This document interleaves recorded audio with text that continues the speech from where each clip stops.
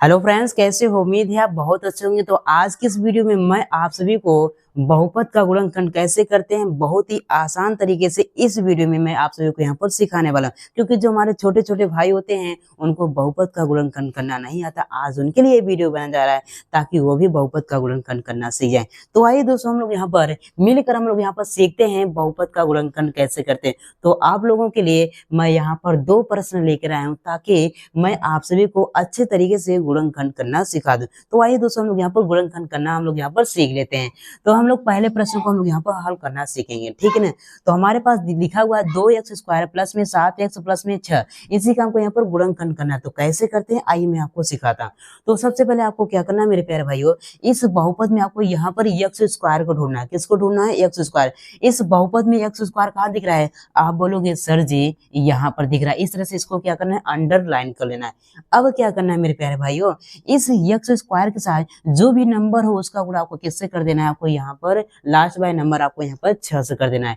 तो यहाँ पर x² के साथ क्या दिख रहा है? 2 दिख रहा है। इस 2 का गुणा किस में करना है? आपको यहाँ पर 6 से कर देना है। तो चलिए हम लोग यहाँ पर 2 का गुणा हम लोग यहाँ पर 6 से हम लोग यहाँ पर कर लेते हैं, ठीक है ना। देखो 2 का गुणा 6 से करेंगे क्या होगा? 2 6 कितना हो जाएगा? यहाँ पर 12 हो जाएगा। तो आपको यहाँ पर इस तरह से आपको यहाँ पर 12 लिख देना है, ठीक है ना। अब क्या करना है? तो हमारा पहला स्टेप कंप्लीट हुआ। अब दूसरे स्टेप में आपको क्या करना है? आपको यहाँ पर इस 12 को आपको यहाँ पर ऐसे 2 भागों में तोड़ना है, ऐसे 2 भागों में तोड़ना है। अगर उन दोनों भागों को आपस में गुणा किया जाए तो वही संख्या क्या मिलनी चाहिए? हमारे पास यहाँ पर 12 मिलनी चाहिए। और देखो यहाँ पर जोड़ है, तो जोड़ने पर हमारे पास क्या मिलना चाहिए? जोड़ने पर हमारे पास यहाँ पर ये 7 मिलना चाहिए। क्या मिलना चाहिए? 7 मिलना चाहिए। मैंने क्या बोला? फिर से सुनो। मैंने बोला इस 12 को आपको ऐसे 2 भागों में तोड़ना है। अगर उन दोनों भागों को आपस में गुणा किया जाए तो वही संख्या क्या मिलनी चाहिए? 12 मिलनी चाहिए। और जोड़ने पर हमको क्या मिलना चाहिए? जोड़ने पर हमको यहाँ पर 7 मिलना चाहिए। अगर यहाँ पर घटाव का चिन्ह होता तो घटाने पर हमको क्या मिलना चाहिए? 7 मिलना चाहिए। लेकिन यहाँ पर जोड़ का चिन्ह है तो हमको जोड़ने पर ही क्या मिलना चाहिए? हमको यहाँ पर 7 मिलना चाहिए, ठीक है ना। चलो अब आपको यहाँ पर दिक्कत कहाँ होती है? आपको दिक्कत होती है इसी संख्या को आपको तोड़ने में दिक्कत होती है। इसमें आप लोग इसको संख्या को तोड़ ही नहीं पाते हो। मैं आपको तोड़ कर भी सिखाऊंगा किस तरह से इस वाली संख्या को हम लोग यहाँ पर तोड़ते हैं 2 भागों में, ठीक है ना। तो चलिए सीख लेते हैं। तो आपको क्या करना है मेरे प्यारे भाई, आपको यहाँ पे इस तरह से लाइन खींचना है। एक लाइन आपको यहाँ पे इस तरह से और खींचना है, ठीक है ना। खींच लिया। जिसको तोड़ना है आपको यहाँ पर इस तरह से लिख देना है। तो किसको तोड़ना है? आपको 12 को तोड़ना है। तो आपको 12 को इस तरह से आपको यहाँ पर लिख देना है, ठीक है ना। लिख दिया। अब इसको आपको यहाँ पर भाग देना है। किससे देना है? पहले आपको 2 से देना है। 2 से जा रहा है तो 2 से देंगे। 3 से जा रहा है 3 से देंगे। जिससे जाएगा उससे हम लोग यहाँ पर भाग देंगे। पहले हम लोग यहाँ पर 2 ही से भाग देंगे क्योंकि 2 के पहाड़े में 12 आता है, मतलब यहाँ पर 2 से कट जाएगा। तो चलिए हम लोग यहाँ पर 2 से देते हैं। 2 6 कितना हो जाएगा? यहाँ पर 12 हो जाएगा। ये किससे कटेगा? 2 ही से कटेगा। 2 3 6 हो जाएगा। ये किससे कटेगा? 3 से कटेगा। 3 कम यहाँ पर 3 हो जाएगा। तो देखो हम लोगों ने 12 को कितने भागों में तोड़ दिया?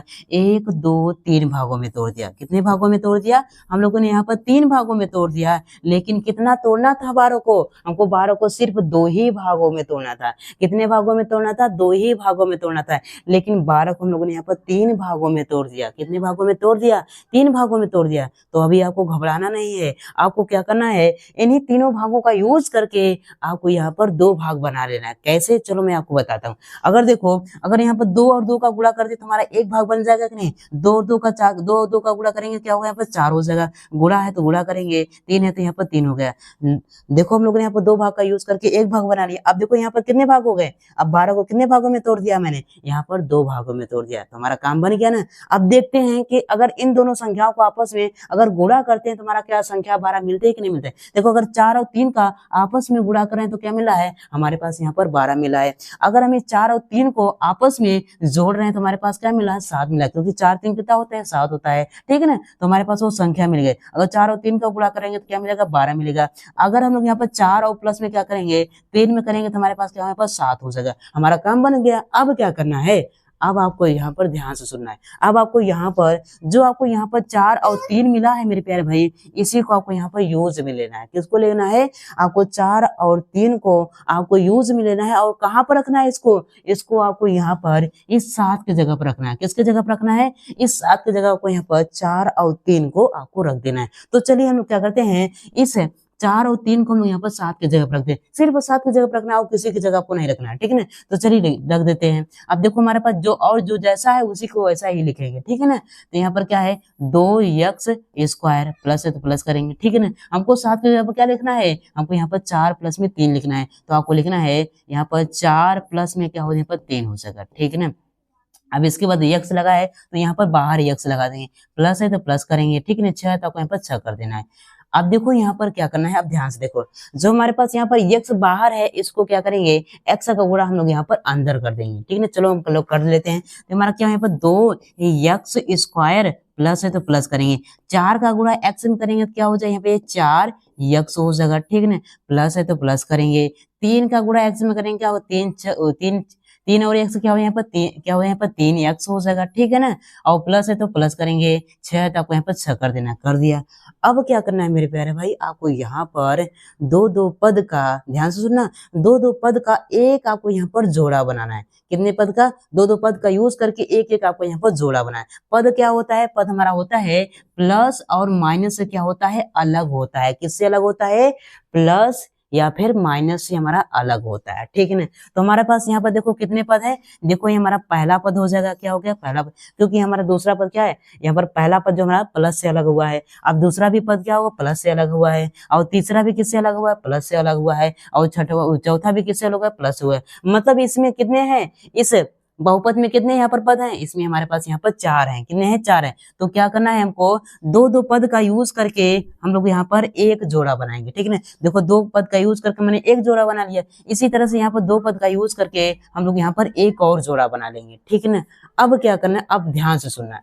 अब देखो यहाँ पर इस पहले वाले जोड़े से आपको क्या करना है मेरे प्यारे भाई, पहले वाले पेयर से आपको क्या करना है, वो संख्या निकालना है जो दोनों में हो, क्या हो, दोनों में। अब यहाँ पर एक काम, जिसको हम लोग यहाँ पर कॉमन निकालना है, क्या बोलते हैं, कॉमन। आपको यहाँ पर पहले वाले पेयर में से आपको कॉमन निकालना, कॉमन मतलब उभयनिष्ठ निकालना, जो दोनों पदों में हो, क्या दोनों पदों में हो। तो कैसे निकालते हैं, आइए मैं इसको भी तोड़ के बताता हूँ। देखो हम यहाँ पर 2x स्क्वायर को क्या लिख सकते हैं, इसको हम 2x स्क्वायर को लिख सकते हैं 2 गुना, अब देखो यहाँ पे स्क्वायर का मतलब होता है नीचे वाली जो ये संख्या होती है 2 बार गुणा के रूप में लिखी होती है। स्क्वायर का मतलब होता है नीचे वाली संख्या क्या होती है, 2 बार गुणा के रूप में लिखी होती है। तो इसको लिखेंगे x गुना में यहाँ पर x, ठीक है ना, क्योंकि अगर x और x का गुणा करेंगे तो हमारे पास क्या मिलेगा, x स्क्वायर ही मिलेगा, ठीक है ना। चलो अब देखो यहाँ पर, अब देखो प्लस है तो प्लस करेंगे, ठीक है ना। अब यहाँ पर 4x को भी हम लोग यहाँ पर तोड़ सकते हैं, तो क्या लिख सकते हैं 4 को, क्योंकि 2 दूनी कितना होता है 4 होता है, यहाँ पर 2 गुना में 2 हो जाएगा, और गुना में x है तो आपको यहाँ पर गुना में x लिखे।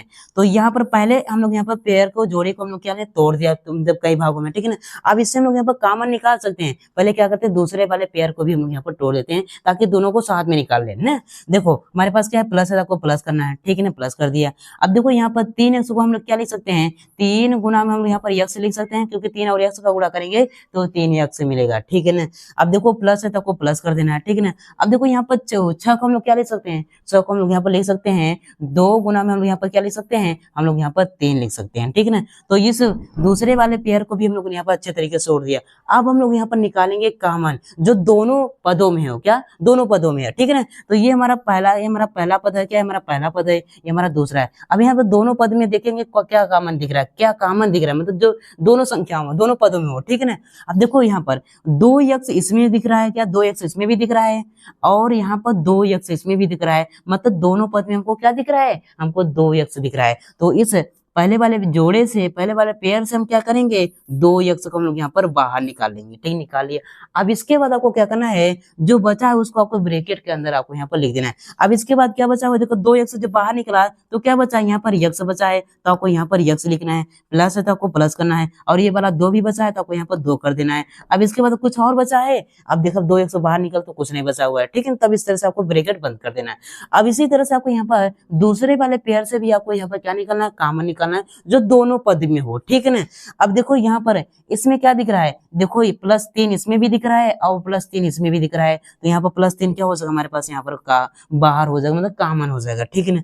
अब इसके बाद यहाँ पर क्या बचा उसको लिखेंगे, देखो यहाँ पर x इसमें भी बचा हुआ है, और प्लस है तो प्लस करेंगे, और 2 है तो आपको यहाँ पर 2 इस तरह से लिख देना है, ठीक है ना। तो ये हो गया ना।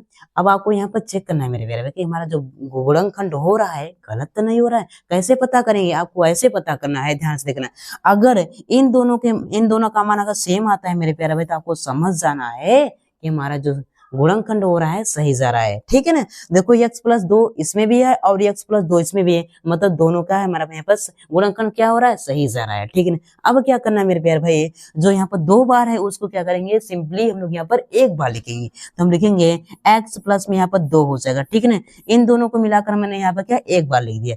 अब इसके बाद आपको क्या करना है, जो बाहर है उसको भी हमको अंदर करना है ब्रैकेट के अंदर। तो बाहर क्या है, यहाँ पर 2x और यहाँ पर प्लस में 3 है, इसको भी क्या करेंगे, बाहर अंदर करेंगे 2x और प्लस में क्या हो यहाँ पर 3 हो जाएगा। ठीक है ना।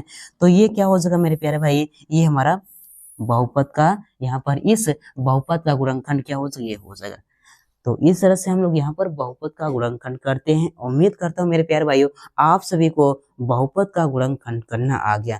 अगर आ गया मेरे प्यारे भाइयों, तो इसका आंसर आपको यहाँ पर क्या करना है, कमेंट बॉक्स में आपको यहाँ पर जरूर बताना है और कमेंट करना है कि आपको समझ में आया कि नहीं समझ आया। तो चलिए मिलते हैं एक और नए वीडियो में, तब के लिए जय हिंद, वंदे मातरम।